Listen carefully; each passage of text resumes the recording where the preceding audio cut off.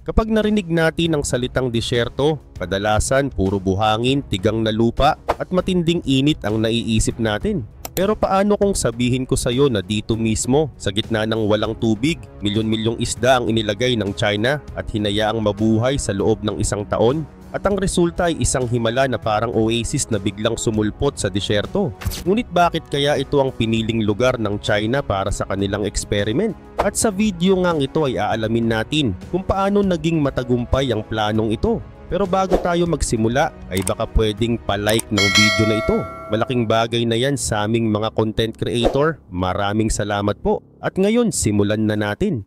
Sa disyerto ng Xinjiang sa northwest part ng China, may nagaganap na pagbabago na para bang imposible. Sa isang lugar na kilala sa sobrang init tuwing summer, napakalamig tuwing winter, at halos walang ulan, sinubukan ng mga eksperto at magsasaka na magpatubo ng organism na dapat sana ay sa dagat lamang makikita. Ang lugar na ito ay may saline at alkaline soil na hindi madaling tamnan at madalas ay parang walang pag-asa para sa anumang uri ng pagsasaka. Ngunit sa kabila ng lahat ng balakid, ipinanganak ang isang ideya. Kung hindi pwedeng magtanim ng sapat na pananim, bakit hindi subukang magpalago ng isda at iba pang marine life? Kung kaya't opisyal na inilunsad ng pamahalaan ng isang eksperimento na ikinagulat ng marami. Hindi ito maliit na pagsubok lamang o gawain sa loob ng laboratory. Ito ay isang buong commercial program na may layuning gawing realidad ang tinatawag na desert aquaculture. Sa halip na ilagay lamang ang proyekto sa mga shore tulad ng nakasanayan, dinala nila ang konsepto mismo sa gitna ng disyerto.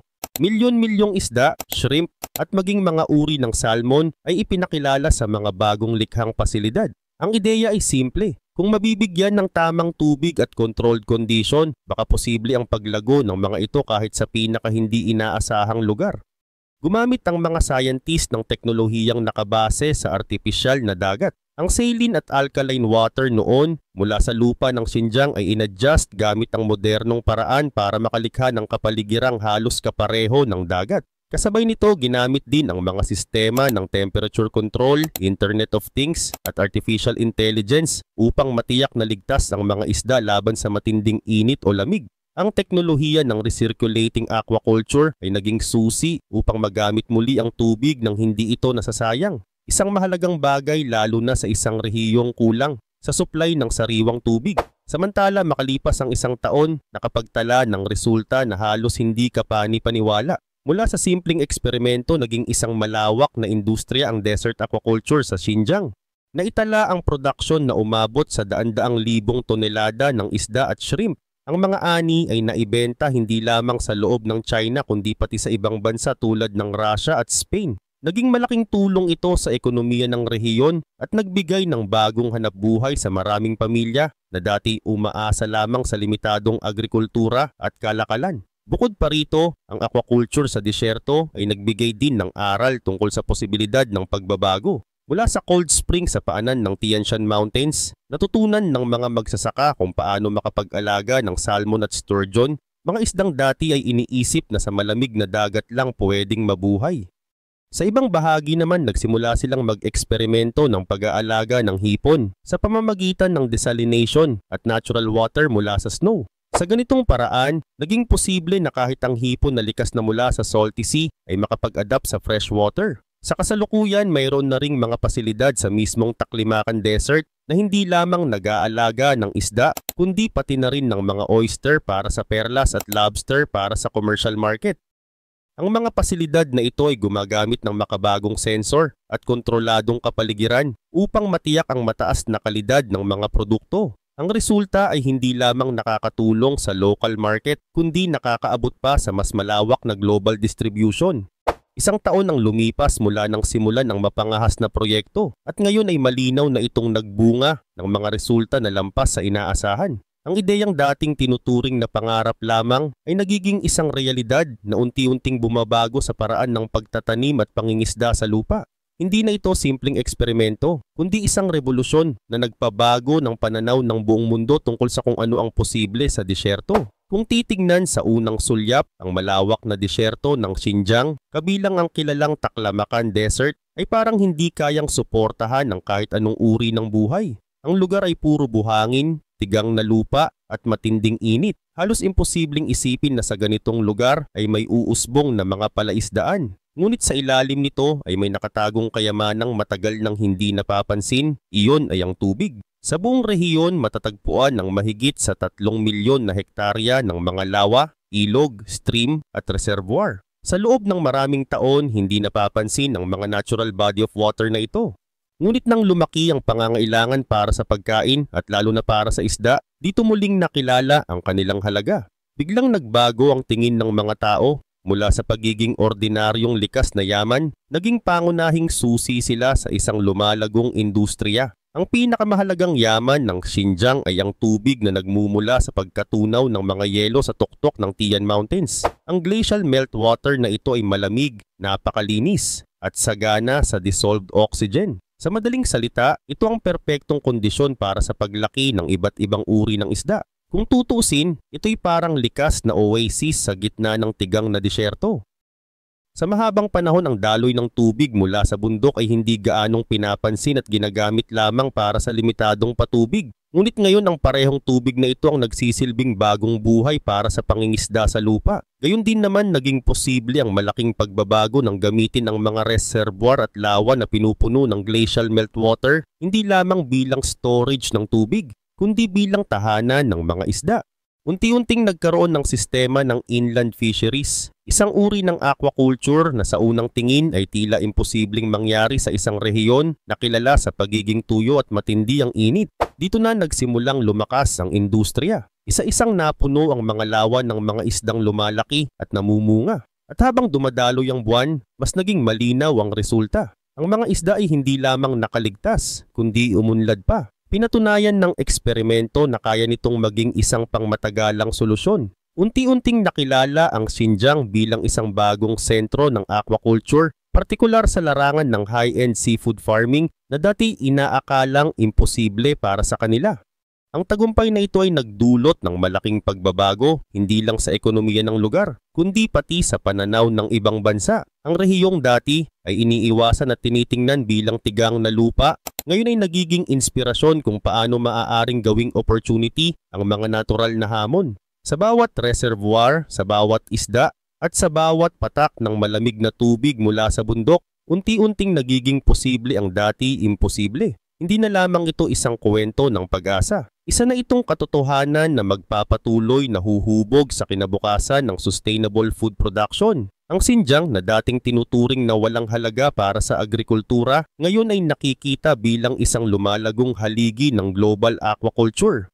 Kaugnay pa nito lumipad mula sa Zhanjiang, Hainan at iba pang lalawigan sa shore ng China ang mga eroplano. Hindi karaniwang kargamento ang laman nito. Sakay nito ang mga binhi ng saltwater fish, mga crayfish, pearl gentian grouper, mga maliliit na crabs at maging mga juvenile salmon na galing pa sa malamig na bahagi ng Europe.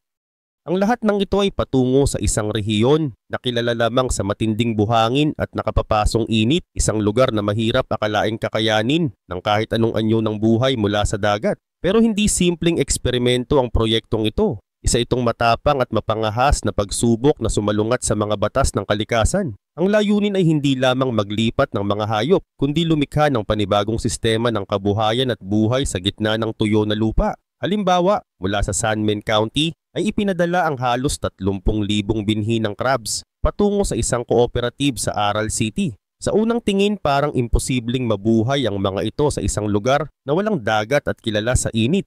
Ngunit sa tulong ng science and technology, nagsimula silang manirahan sa bago nilang tahanan.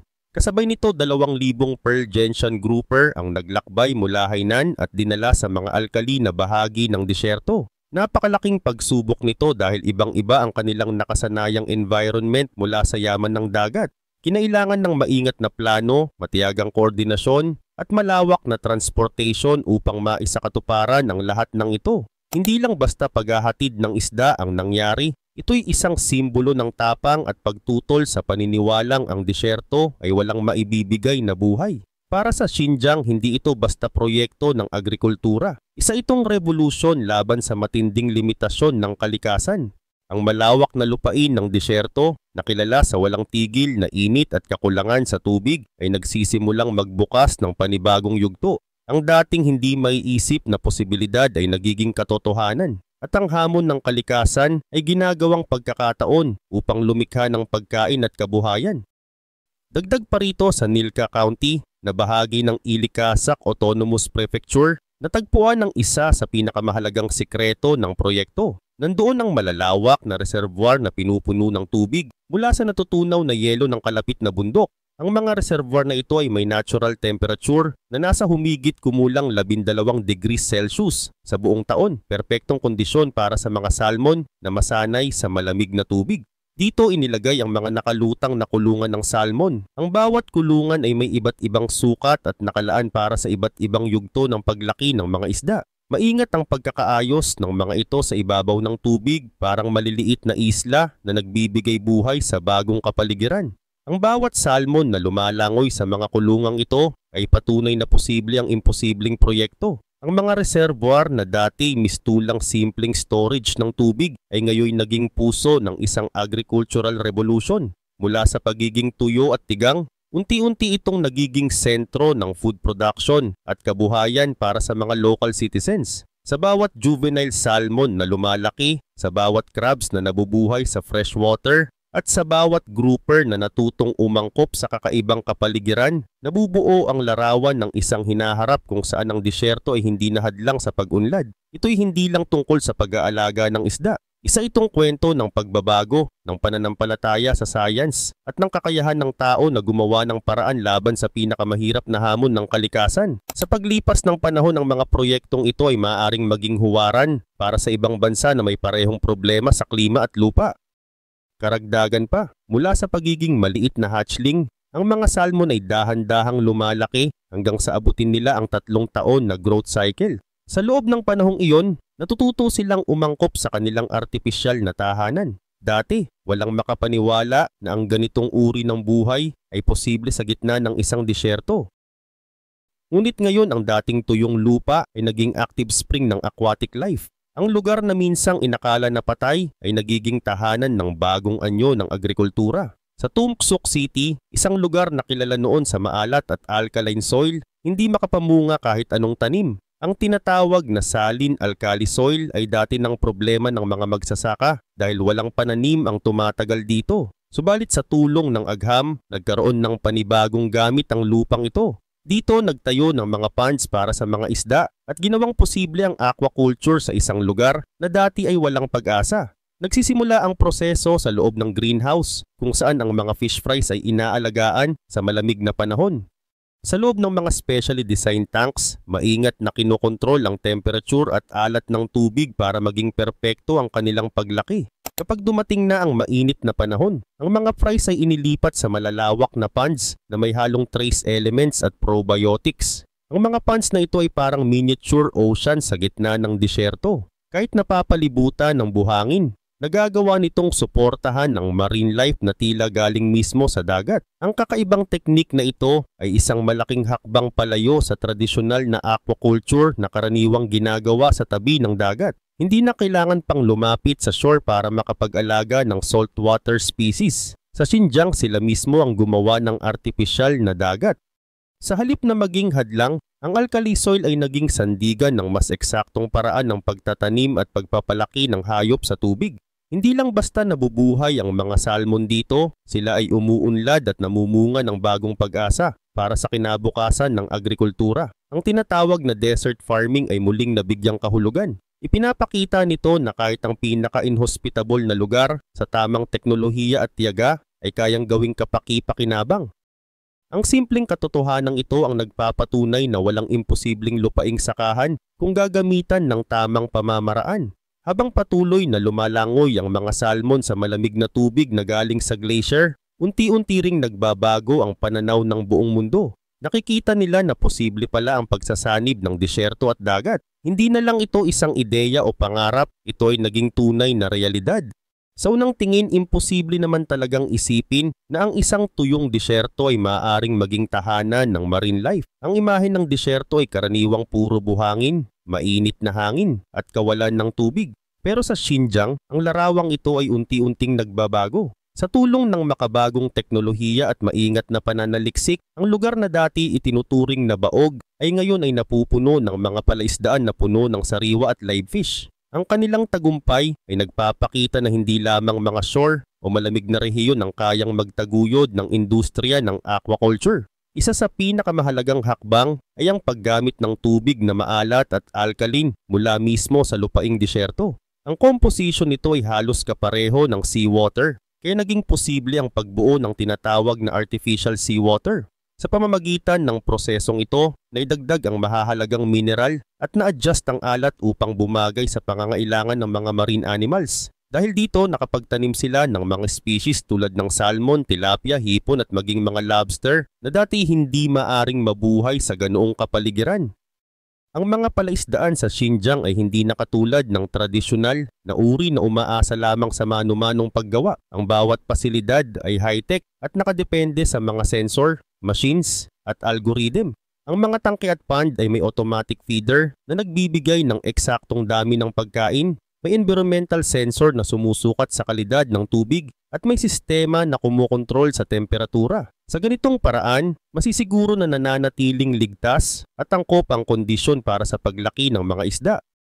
Ang lahat ng datos mula sa mga sensor ay dumadaan sa central hub, kung saan automatikong sinusuri at inaayos ang anumang pagbabago sa tubig at hangin. Maging ang proseso ng pag-aani ay dumadaan din sa mahigpit na pamantayan. Kapag nahuli ang isda, ito ay inilalagay kaagad sa ice boxes na pinapanatiling mas mababa sa 5 degrees Celsius gamit ang digital system. Sa loob ng 24 na oras, ang mga isda ay nalilinis, napoproseso at naipapak na para ihatid sa iba't ibang market.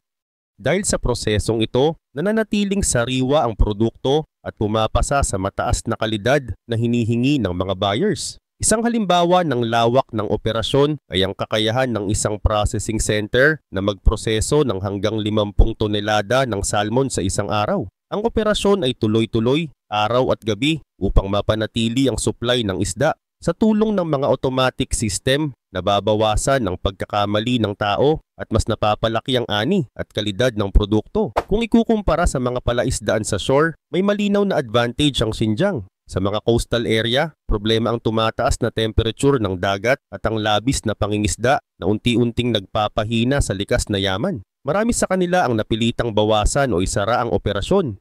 Ngunit sa disyerto, wala ang ganitong mga hamon. Sa halip nagagawa nilang mag-scale up ng produksyon nang walang gaanong epekto sa kalikasan. Noon nga lang nakaraang taon, naitala ang pinakamataas na bilang ng aquatic products mula sa Xinjiang.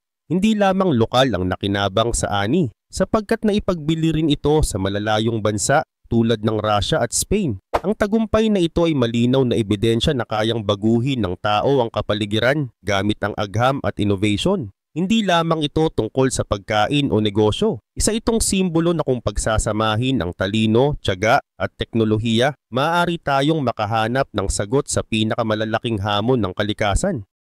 Dagdag pa rito, isang magandang halimbawa nito ang Guduco Aquaculture Farmers Cooperative na matatagpuan sa gilid ng Taklamakan Desert. Ang samahang ito ay itinatag ni Machunwa, isang babaeng may matibay na paniniwala na kayang gawing posible ang imposible. Ayon kay Ma, kakaunti lamang ang miyembro ng kooperatiba. Wala silang malinaw na plano at marami ang nagduda na magiging matagumpay ang pagsasaka sa ganoong tigang na lugar. Ngunit sa halip na sumuko, ginamit niya ang kanyang determinasyon at matinding pananaw upang hanapin ang paraan. Sa paglipas ng mga taon, nakabuo si Ma ng kakaibang sistema ng sabayang pag-aalaga ng hayop at halaman. Pinagsabay niya ang pag-aalaga ng crayfish, isang uri ng seafood na mabilis lumaki sa tubig, at ang pagtatanim ng water caltrop, isang aquatic plant na kilala sa tibay at mataas na sustansya. Ang dalawang ito ay naging perfect combination. Habang lumalago ang crayfish, nakikinabang din ang halaman at kabaligtaran. Ang resulta ay isang ani na mas mataas ang kalidad kumpara sa karaniwang pamamaraan. Ang kanilang crayfish ay nakilala hindi lang dahil sa dami, kundi pati sa lambot at lasa ng karne. Sa kasalukuyan, nakakaani ang kooperatiba ng humigit kumulang 150 kilo ng crayfish sa bawat isang muunang sakahan, mas mataas ng ilang ulit kaysa sa karaniwang ani sa tradisyonal na pamamaraan. Dahil dito, bawat miyembro ng kooperatiba ay kumikita ng karagdagang 50,000 yuan annually. Ang dating 4 lamang na kasapi ngayon ay umabot na sa 10 at patuloy pang nadaragdagan habang lumalawak ang tagumpay ng kooperatiba. Hindi lang ito simpleng istorya ng pag-angat. Ito rin ay patunay na ang disyertong dating itinuturing na walang pag-asa ay maaari palang maging isang aktibong sentro ng agrikultura. Ang dating paniniwala na hindi maaaring mag-alaga ng isda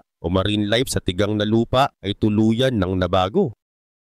Ngunit hindi lamang crayfish ang tampok sa Xinjiang. Sa Karasu Township, Nilka County, may mga salmon na inaalagaan sa malalamig na reservoir na pinapakain ng tunaw na yelo mula sa bundok. Ang mga isdang ito ay mabilis na napoproseso pagkatapos anihin. Sa loob ng wala pang 24 na oras, ang salmon mula sa malinaw na freshwater ay naihahatid na sa mga hapagkainan sa iba't ibang panig ng China. Dahil sa mabilis na sistema, nananatiling sariwa at mataas ang kalidad ng produkto. Ang prosesong ito ay parang isang maayos na makina. Automatic ang sistema, mabilis ang pagpoproseso at moderno ang pasilidad.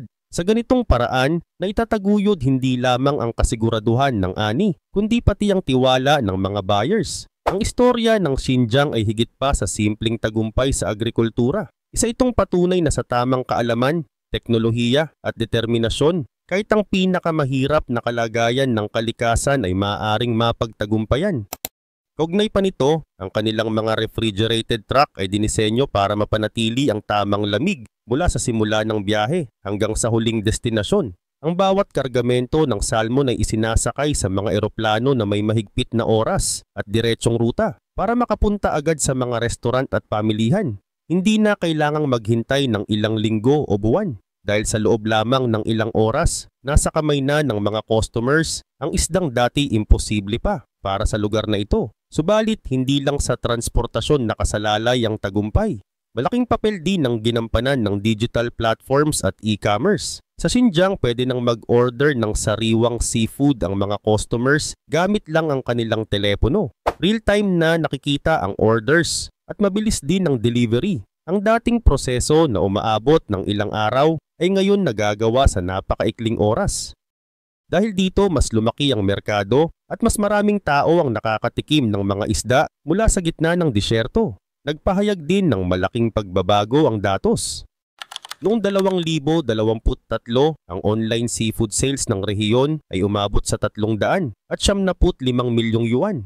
Ito ay mas mataas kumpara sa nakaraang taon. Dati, tinitingnan lang ang desert-raised fish bilang kakaibang eksperimento, ngunit ngayon ito'y naging paboritong gourmet dish ng mga chef at mga taong mahilig sa masasarap na pagkain. Dagdag pa rito, isa pang malaking hakbang ang pagdating ng 12,000 pearl gentian grouper seedlings. Ang mga batang isdang ito ay pinili at pinalaki gamit ang masusing plano at breeding techniques. Kapag naibenta, ang presyo nito ay nasa 150 yuan kada kilo. Isang malinaw na palatandaan ng malaking kita at potensyal ng industriyang ito. Kasabay nito, patuloy ding lumalago ang cold water fish farms ng Xinjiang. Ang annual production ng salmon ay halos 7,000 tonelada, isang bilang na sobra sa inaasahan ng marami nung nagsisimula pa lang ang proyekto. Sa tulong ng makabagong teknolohiya at climate control, nagawa nilang magparami ng isda sa isang lugar na dati ay puro buhangin at init lamang. Ang inaasahang kita mula sa mga farm na ito ay umabot sa 30 milyon yuan na nagpapakita ng laki ng potensyal ng aquaculture kahit sa gitna ng tigang na lupa. Ngayon, hindi na lamang ito tungkol sa kung paano nakaligtas ang mga isda sa isang mahirap na kapaligiran. Mas malalim pa dito ang kahulugan dahil pinatunayan ng Xinjiang na kayang pagsamahin ang agham, teknolohiya at sipag para baguhin ang imposible. Ang kanilang kwento ay nagsilbing inspirasyon sa iba pang lugar na may kaparehong kondisyon na baka maaari ring sundan ng kanilang yapak. Malinaw rin na hindi na ito simpleng eksperimento.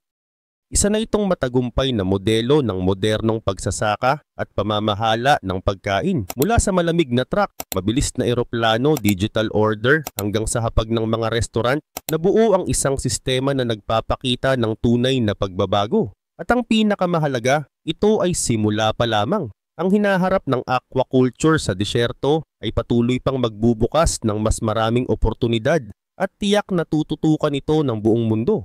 Sa loob ng ilang taon, mahigit 100 na iba't ibang uri ng isda ang dinala at pinakilala sa mga kontroladong tubig sa disyerto. Marami sa mga species na ito ay nagmula pa sa ibang rehiyon, ngunit nakakagulat na nakayanan nilang mag-adapt at mamuhay ng mabuti sa bagong kapaligiran. Ang resulta, hindi lang ito nakadagdag sa seguridad sa pagkain ng mga tao, kundi nagbigay rin ng balance ecology sa lugar. Ang disyertong dati ay walang laman, ngayon ay puno ng buhay na hindi mo aakalain. Ngunit hindi madali ang prosesong ito. Gumamit ang mga scientist at magsasaka ng modernong teknolohiya upang mapagana ang sistemang ito. May mga glacier-fed reservoir na nagbigay ng sapat at malamig na tubig. May mga environmental sensors na nagmo-monitor ng kalidad ng tubig at temperature. Mayroon ding automated systems na nag-aalaga at nagpapakain sa mga isda sa tamang oras at tamang dami. Sa tulong ng mga breeding techniques, napili at napalago ang mga uri ng isda na pinakaangkop sa ganitong uri ng kapaligiran.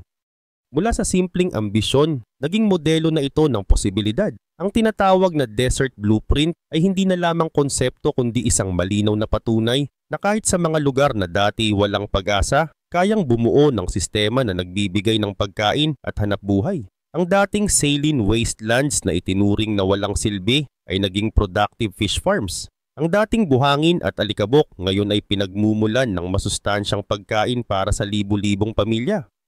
Ngunit ang kahalagahan ng tagumpay na ito ay hindi lang para sa mga taga Xinjiang. Ito ay nagsisilbing warning at inspirasyon para sa buong mundo.